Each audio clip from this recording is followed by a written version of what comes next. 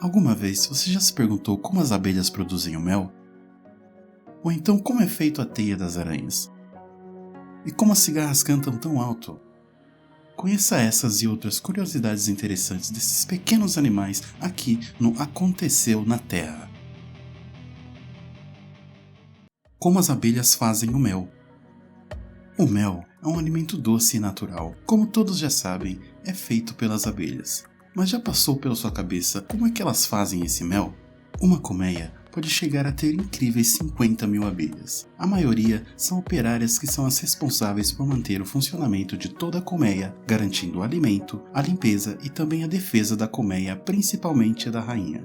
As abelhas operárias visitam em torno de 40 mil flores por dia procurando pólen, néctar e resinas, que ao juntarem com as enzimas produzidas em seu organismo, elas conseguem manter o funcionamento de toda a colmeia. Para produzir o mel, o principal ingrediente é o néctar. Ele é coletado nas flores e armazenado em bolsas no organismo da abelha, como se fosse um segundo estômago. E nessa bolsa, elas conseguem armazenar até 70 mg de néctar. Quando essas bolsas estão cheias, as abelhas retornam para a colmeia para a fabricação do mel. Porém, no caminho elas já começam essa fabricação dentro do próprio organismo. Isso porque elas têm em suas cabeças glândulas que produzem duas enzimas que convertem o néctar em dois tipos diferentes de açúcar, a glicose e a frutose.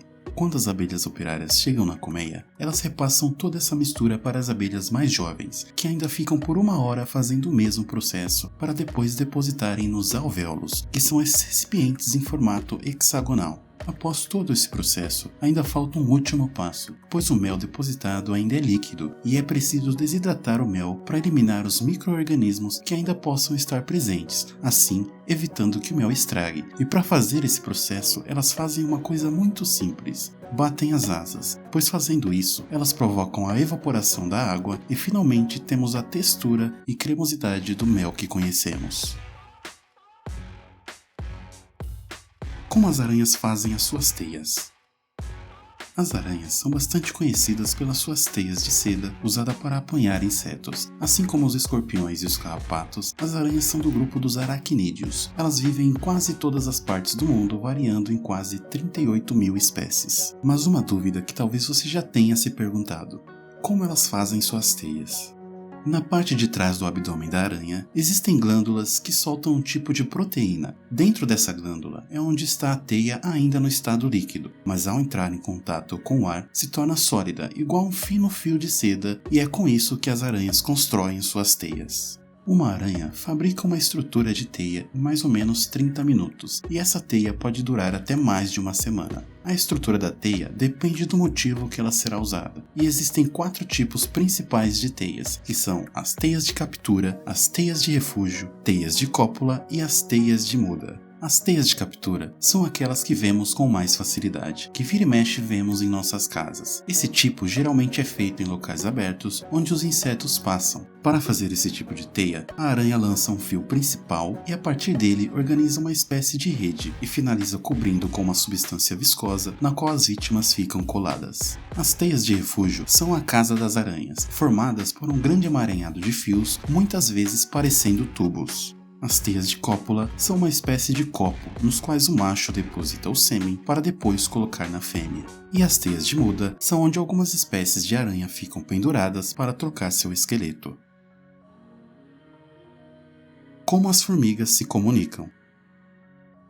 Você já se perguntou como as formigas são tão organizadas na divisão de suas tarefas nas colônias? Isso acontece porque elas possuem um específico sistema de comunicação, e apesar de possuírem vários tipos de comunicação, o que mais se destaca é o sistema químio, que é feito com o uso de feromônios, que é o mais comum dentre as várias espécies. Os feromônios são substâncias que dão a cada formiga uma identidade própria, como um código de informações que ditam o comportamento de cada formiga de acordo com a sua posição social na colônia, permitindo inclusive que atraiam parceiros para o cruzamento e até mesmo marcar trilhas para sua orientação no caminho entre o alimento e o ninho. Elas também possuem um enorme senso de compartilhamento, onde algumas formigas carregam temporariamente alimentos na forma líquida em uma espécie de bolsa interna e repassam para outras formigas adultas, larvas e até mesmo para a rainha através de toques, transferindo o alimento da bolsa para a boca da outra formiga, onde quem vê dá a impressão de que as formigas estão se beijando, e esse processo é chamado de trofalaxia.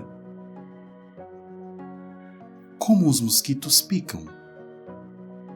No planeta Terra existem mais de 3.000 espécies de mosquitos, onde para sobreviver a maioria vive do alimento que vem das plantas e do néctar das frutas. Porém, as fêmeas precisam de um outro tipo de alimento, o sangue. Elas sugam o sangue dos seres humanos e dos animais para desenvolver seus ovos e iniciar o ciclo de vida de um novo mosquito, permitindo que o ovo se transforme em larva. Para retirar o sangue de uma pessoa, o mosquito fêmea introduz na pele humana um conjunto de agulhas chamadas probóscide que serve para procurar os vasos sanguíneos. A probóscide tem 6 agulhas e cada uma delas possui uma finalidade. 2 delas servem para afastar a pele, 2 para penetrar a pele, uma para procurar as veias e sugar o sangue e outra para liberar toxinas do nosso corpo, que é o que causa a inflamação. Todo esse processo demora em média 4 minutos. A picada de um mosquito deixa apenas uma inflamação que se cura em poucos dias, mas em alguns casos podem transmitir doenças que muitas vezes são mortais ou deixam graves sequelas, como a malária, a dengue ou o vírus Zika.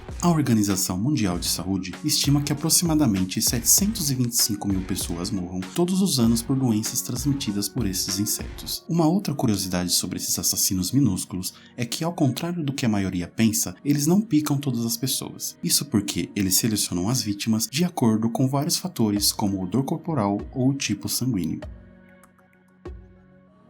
Como as cigarras cantam?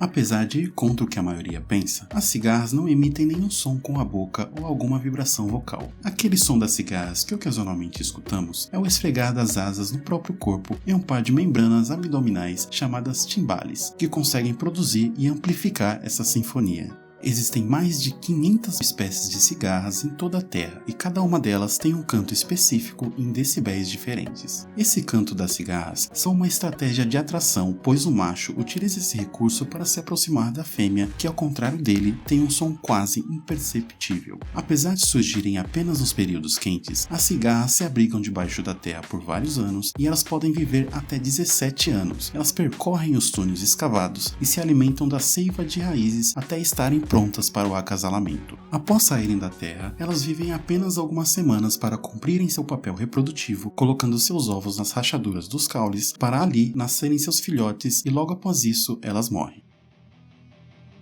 A Terra é um lugar misterioso e incrível e há muitas coisas que não conhecemos. Conta aí pra gente nos comentários qual a sua maior curiosidade. E não esqueçam de deixar o like e compartilhar se possível e nos seguir para descobrirem mais fatos e mistérios que acontecem nesse nosso planeta. Até mais!